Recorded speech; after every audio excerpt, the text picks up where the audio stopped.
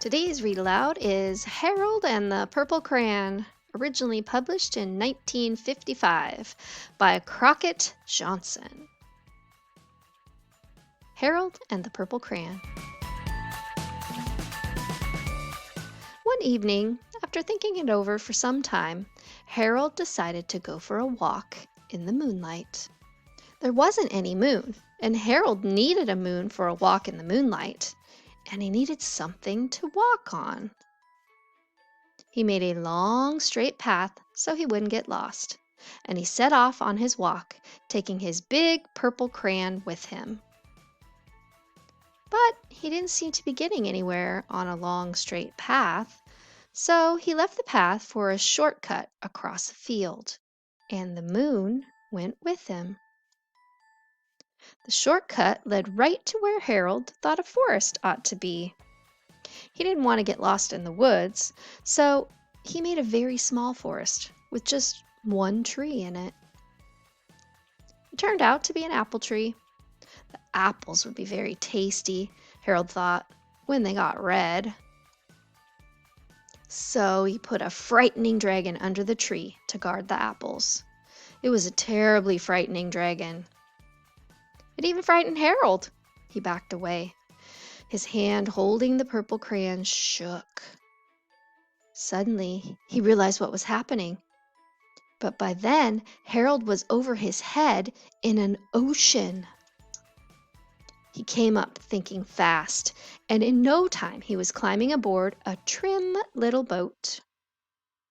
He quickly set sail, and the moon sailed along with him. After he had sailed long enough, Harold made land without much trouble. He stepped ashore on the beach, wondering where he was. The sandy beach reminded Harold of picnics, and the thought of picnics made him hungry, so he laid out a nice, simple picnic lunch.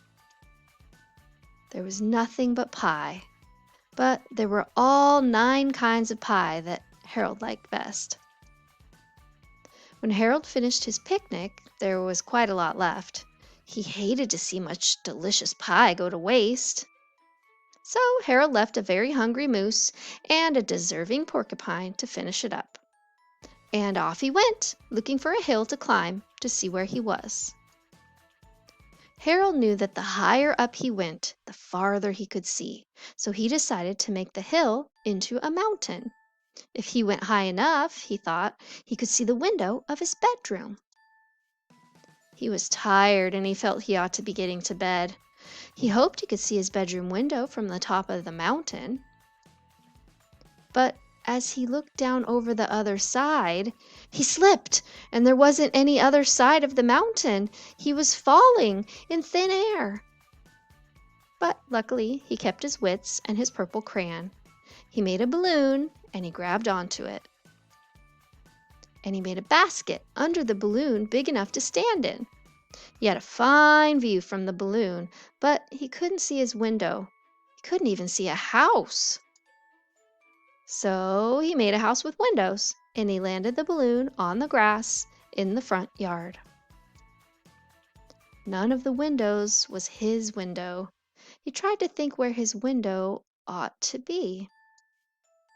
He made some more windows. He made a big building full of windows. He made lots of buildings full of windows. He made a whole city full of windows. But none of the windows was his window. He couldn't think where it might be. He decided to ask a policeman. The policeman pointed the way Harold was going anyway, but Harold thanked him. And he walked along with the moon, wishing he was in his room and in bed. Then suddenly Harold remembered.